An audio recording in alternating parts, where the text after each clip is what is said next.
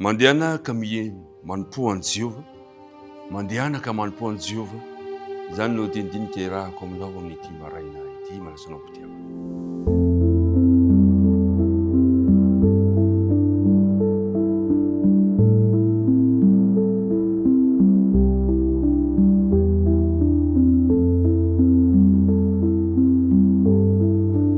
Amin'ny anaran'i Jesosy tompontsika ilay nitantana ny fiainantsika, ilay nanome antsika ny hery sy ny fahasalamana no anolorako ny arahaba ho mampirarian-tsoa ho anao sy ny ankonana amin'ity maraina ity, afaka miatrika indray izao dindinika izao. Ny fiadanana ny anjaka mandrakariva mampotsika tsirairay avy sy amin'ny ankonana izay misy antsika.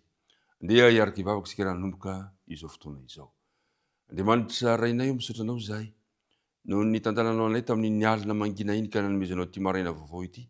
Nomenao anay ny hery sy ny fahasalamana, nomenao anay ny fotoana ahafahana indray miaraka mandinika ny teninao. Mamela Tompo ny tsy fahatanterana rehetra, raha mba ho vita fihavanana aminao zahay. Irinay ary ny fanena masina mba arotsaka aty amponay ka anazava ny teninao. Minaran'i Jesosy. Amen.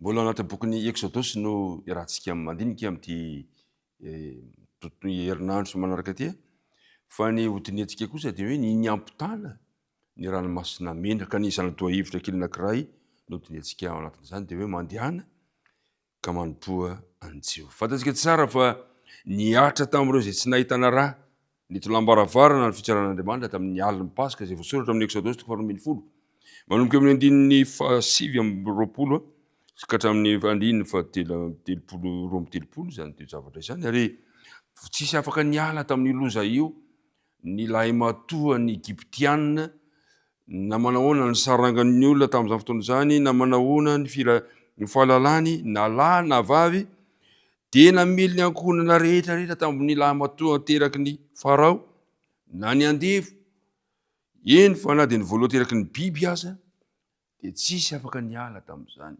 Ary tena latsaka ambany, latsaka mbovoka ny freharian'ny Egypta tamin'ny fotoana io.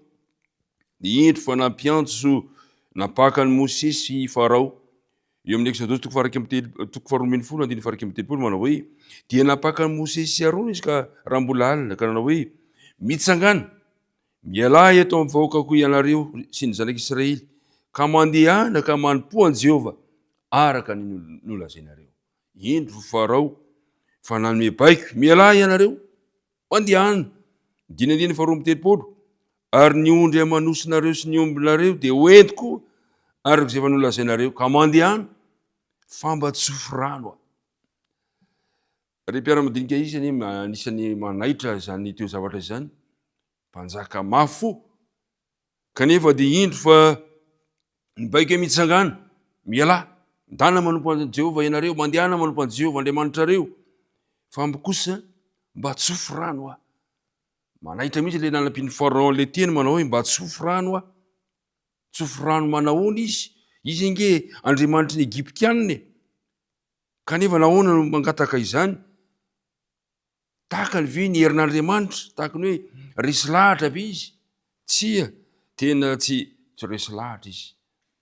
Fantatsika tsara fa ny ziriziry ary tena mafiatoka. Ataon'Andriamanitra ahoana moa no hitsodran'ny olona izay miziriziry sy mafiatoka ny amin'ny fahotana?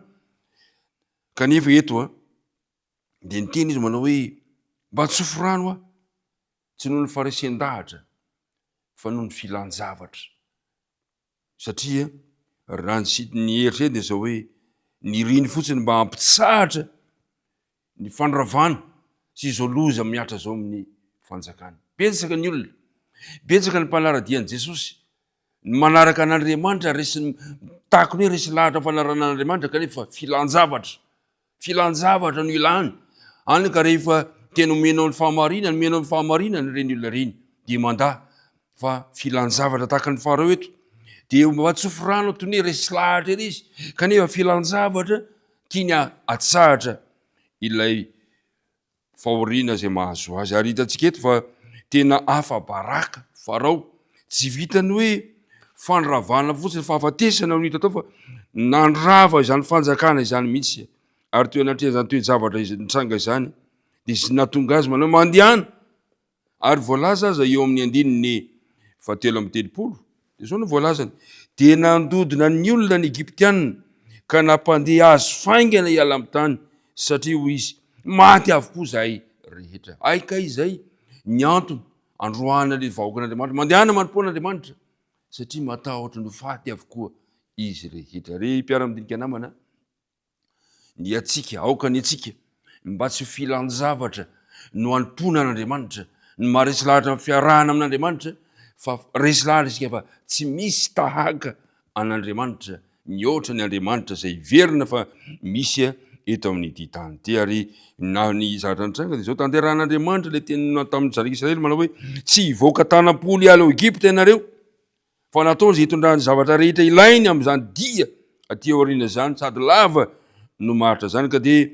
nangataka izy ireo nomen'Andriamanitra fity, nahita fity tamin'ireo vao Egyptianina izy ireo, ka raha maika ny Egyptianina namoaka azy de nangataka izy ireo meo anay, nangataka firavaka volafotsy, volamena fitafiana tamin'ny Egyptianina, ary de nataony zany. De voalaza azy amin'ny 9:30 ary nataona Jehovah nahita fity teo masony Egyptianina ny olona ka nanomeny ireo azy izay nangatahany, ka de nofoanany ny Egyptianina toy ny hoe lasa nyreto vahoakan'Andriamanitra eto avokoa ny arena sarobidy.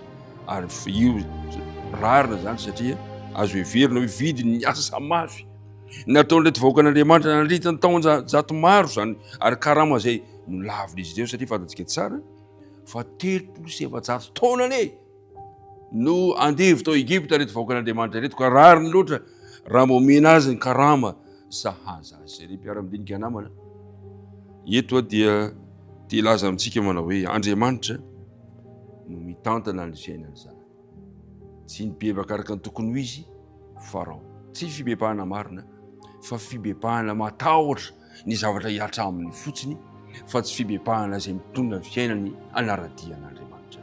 Ny faniriko de zao ingany ianao raha mandalo za fibebahana zany de mba fibebahana zay mitondra antsika any amin'ny fiovam-piaina, ny fiovampo tanteraka. Hombanao any Andriamanitra amin'ity tontolo andro ity hivavaka isika.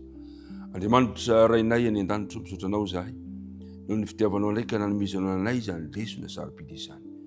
Ny baiko i Farao manao hoe mandehana de mba tsy forano to faharesen-dahatra tokoa ny fahitana an'izany, kanefa ay tsy faharesen-dahatra fa filan-javatra satria te hiala eo amin'ny loza izy. Ampio zay Andriamanitra mba tsy filan-javatra no anompoana ianao fa tena faharesen-dahatra satria ianao no Andriamanitra nahary anay, Andriamanitra le tia anay sy momba anay isan'andro isan'andro.